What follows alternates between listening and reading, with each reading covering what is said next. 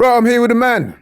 The judge, lead judges. He's got a big smile on his face. I'm presuming he's very happy with what he saw. Maybe not the first half, but yeah, overall, pleased? Yeah, overall. Listen, I think I'm going to say it now.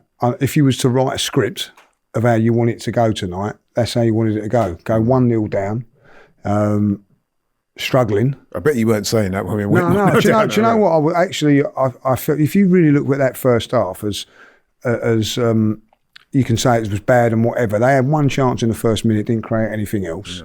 There was a lot of possession based, but then make the substitutions and completely change the second half and come back from losing 1-0 to win the game was a perfect medicine from the weekend. Absolutely. But tell me though, be honest, in the first half, were you, because there's a lot of guys, I was at the game as well, and there's a lot of people around me that were openly voicing their frustrations at the team, because what they were saying was, and I do see where they were coming from, that first half performance was very reminiscent of the two previous games, given that we had a lot of possession, but the passing was slow, the tempo wasn't right, and we just didn't look at it. No, I've seen that in the last probably five games at home. You go back, Man United was the same. Poor, you know what I mean? One half, and it is frustrating. There was a lot of frustration around the ground and everything like that, you know.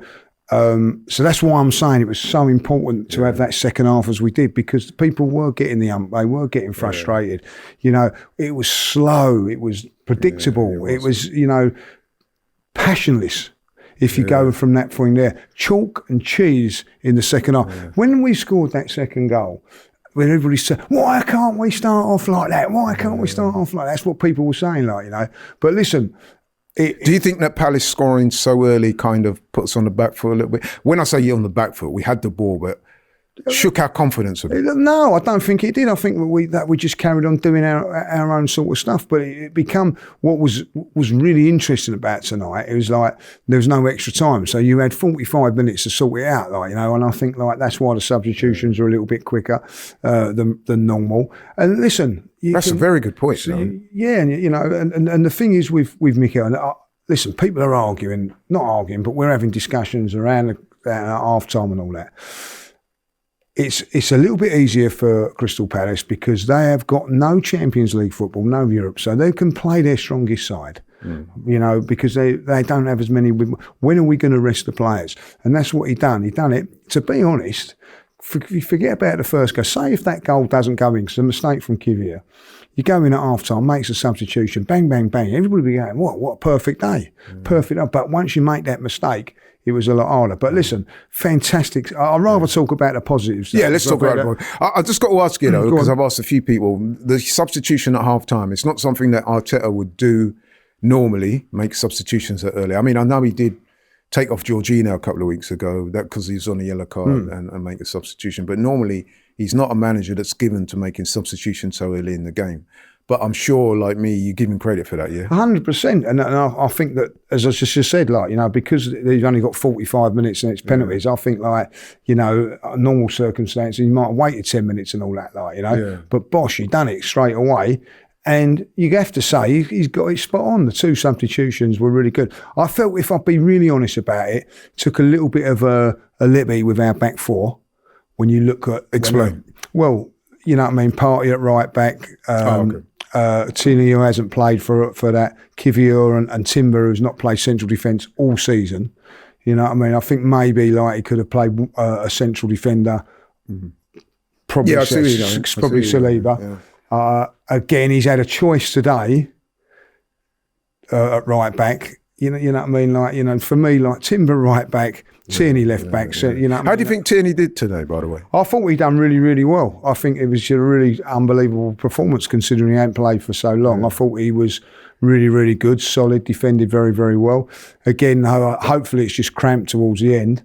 But I think that was a very, very pleasing performance for him. Yeah. Okay, let's talk about the main man, well, the main two men. And Odegaard, we alluded to it earlier, he came on at half-time, changed the game, really. Unbelievable. And you have to say that, listen, everybody's going, why was Wanyeri quiet and all that? Like, my excuse was, well, he hasn't got the normal midfield around him. You know, if you're going to play Wanyeri, you need to play him when you've got Partey or Declan Rice in there, or, you know. But he's got Jorginho and Marino in there that are decent. Odegaard just said, "Come on," just said like, "I'm the ready-made player. Yeah. You're my apprentice." Yeah, he's for the future. And that's what he done. That's what he proved. It was a masterclass of 45 minutes. And for me as well, if I could just say, for me, that spoke volumes in terms of how the manager views this competition. Because like you made a very good point, with no extra time today, it was important to get the substitutions on early. Odegaard come on, you saw the way he was warming up. Yeah, I mean, there was a lot of energy in that warm-up. He was going for it, and he made a big difference. So for me, that change at half-time, that kind of, and the other substitutions as well, said, listen, man, we got to win this game. 100%, and I think there was pressure on us today. Yes. I felt it around the crowd. Did you feel it? Like, definitely. You know what I mean, round by me, the end of that first half, man, people were going mad. There was a lot of pressure on Mikel and the players in that second half, and there's been a little bit of criticism at Arsenal is that they can't perform under the pressure, you know. But that was a pressure situation going into that 45 minutes. Odegaard stepped up, was magnificent.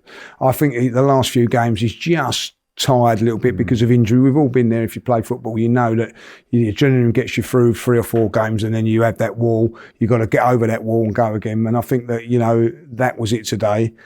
Sensational. Yeah.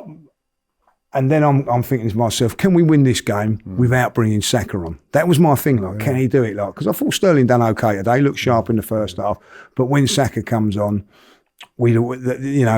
just lighted up the place. But there's only one man to talk about. Yeah, let's talk about it, man. Gabby Jesus, I think it's fair to say that in front of goal anyway, he's been very disappointing, to say the least. However, today, the 3 finishes, all good finishes, and his confidence looked back to that. I was saying to some of the other guys that towards the end, he was almost playing like with a swagger. You know what I mean? Give me the ball, and he was roaming around and he was looking hella confident. It was Jesus 2 years ago. Yes. It was Jesus 2 years ago. Unbelievable. I didn't think he played bad this time last week against Monaco, and people were going, well, because he missed the chances. Yeah, that's right. But today, that first goal was sensational. He rode the tackle. It could have been a penalty, but he rode it, and then the finish was unbelievable. Once he scored that, I'll tell you this now, I'll have a lot of money on it, right?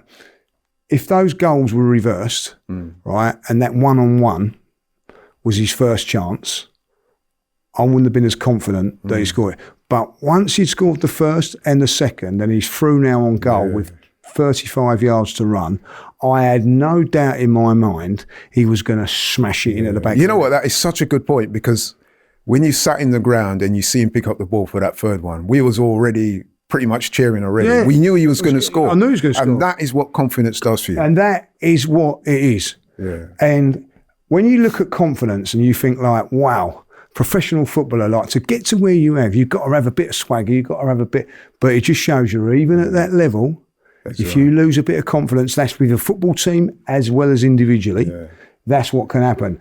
It was an unbelievable performance from him. Let me ask you a quick question. Would you start him on Saturday? Oh, this is the question everybody's talking about now. As soon as you come out, everybody's going, it's going to be Havertz now, it's going to be that. I'll ask the question, like, you know, and you might think I'm silly when I'm saying this, right? If Sterling scores a hat-trick today, right, are you leaving Saka out in the next game?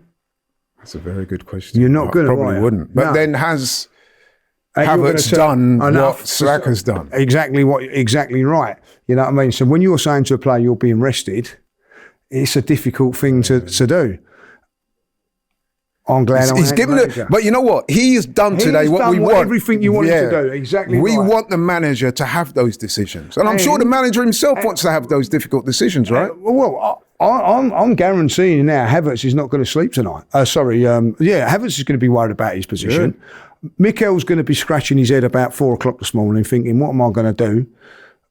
You know what I mean? And that is what you want. He's put in an unbelievable performance there today. That Are you going to answer my question? Yeah, I think I'm going to answer. Are you going to start him or not? Yes, I think I'm going to start him because, as you said, if Sterling scores that, right, you can't drop Saka because his performances have been unbelievable. It's very, very harsh to leave someone out, especially when you're playing the same team pretty much on Saturday. Yeah, you know that he's got the better of them. Exactly. So for me, because Havertz hasn't quite now, you know, like if Havertz has scored two goals, if Havertz scored 2 goals on, we'd be having the same, but he hasn't. He hasn't. Yeah. So it's a different scenario. I think that he's done enough tonight to put himself in a position, but he's got to go in the next game and make sure that he scores again, like, you know. So that's going to be a different game. But I just very quickly, because we've got to wrap up. Time is for night.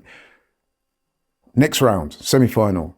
We know it's going to be a Premier League team. I've just heard of, who do I want? Anybody. But one team, I want them out. Mm-hmm. Do you want us to be the ones that put them out? No. Well, if we have to, we have to. But, like, you know, I can't believe that I've got Arsenal fans turning around and going, yeah, I want Spurs to beat Man United tomorrow. I'm sorry. You know what I mean? Like, do you think they want it the other way round? They want us out. Yeah. Do you know what I mean? Like, and I want them out.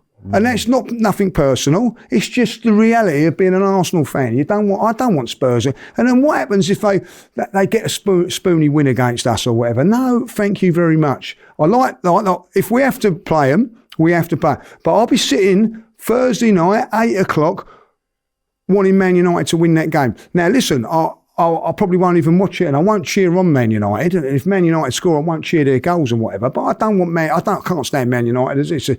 It's a bad enough thing. But at the end of it, I've got Julian saying he'd prefer to go to he doesn't want to travel. You know what I mean? Stay at home, watch it on the telly then, mate. Like, I don't want Spurs winning that game.